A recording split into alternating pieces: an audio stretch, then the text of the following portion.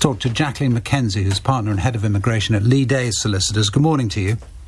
Good morning. What do you make of this news?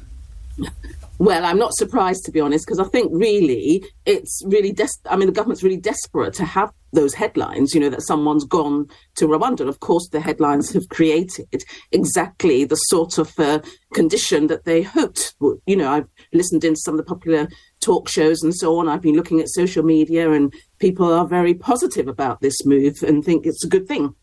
But as you rightly say, it isn't anything to do with the Rwanda Economic Immigration Partnership. It is a completely separate thing. There has always been a scheme that allows people to leave the UK on the basis of voluntary return. We've had all sorts of these. We've had facilitated returners, voluntary departures. It's now called an assisted departure scheme. £3,000 is available to people who meet a particular criteria. And that's all that's happened here. Yeah, because, of course, some critics of this scheme say, well, hang on a second, this person has come here, they've failed to win the right to stay, and they're now being paid to go. Yes. But that's how it appears. But the government has, for many, many years, operated a scheme that people who are undocumented, people who have been refused asylum claims, people who've overstayed for whatever reason, can receive a package, and that package includes a financial element, and leave the country. So although it seems as though, they're paying people, and one person commentated that they're bribing people to go, and of course they are desperate for the scheme to be seen to be working and for people to be going. This is just, it's not a news story, because people can go any day of the week on one of these voluntary returns schemes. I suppose what the government would say is what it demonstrates, and what supporters of the deportation scheme would say is it does demonstrate that Rwanda is a viable place to go, and at least one person has gone there voluntarily. Well, we don't know what it demonstrates. We don't know who this person is. We don't know anything about the conditions they're going to meet when they get there. What we do know is that over the past few weeks, representatives from an organisation on behalf of the Home Office have been calling people who have either been refused asylum or in the backlog, and offering them this package of £3,000 to go to Rwanda.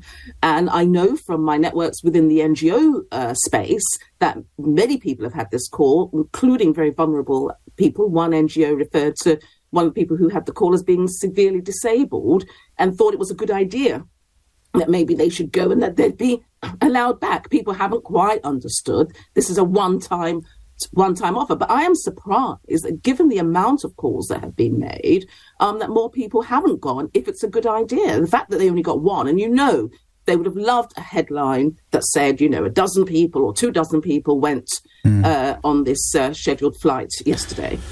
I suppose the fundamental question is, what should happen to people who are here, who have exhausted every effort to stay here, who are not here legally because they've failed to gain the right to be here legally? What are we to do with them? Well, pre-Brexit, we had the right to return people to countries that they'd passed through. We've lost that right. I think 75% of people who claim, or 75% of people get asylum, of those who claim. Yeah, but what do we do with the ones who don't? Yes, so it is a very small number of people. And as I keep saying, it's my view that the UK does not have a major problem with asylum seekers. We had 30,000 people cross the channel so far this year. We had 40,000 last year. There are 120 million people displaced around the world. We know that Poland took in 2 million people from Ukraine. We can do better. But hang on, are you sorry to interrupt, but are you saying then you come here, you apply for asylum, and if you don't get it, you can stay anyway? I mean, what's the message that sends to people who are trying to stop coming across dangerously on small boats? Well, we're talking about a relatively small number of people, and if we can return them, then I would say we should return people. We've got 1.5 million job vacancies in the labour market. So, where we are recruiting doctors, teachers, nurses, care workers, people to pick fruits, people to work in abattoirs, we need people. But those who don't get asylum are relatively few. Yes, by all means, if you can return, and very often they've been refused asylum, but they've come from places like, Afghanistan, Sudan, Iran, Iraq, countries that it's not that easy to remove people to.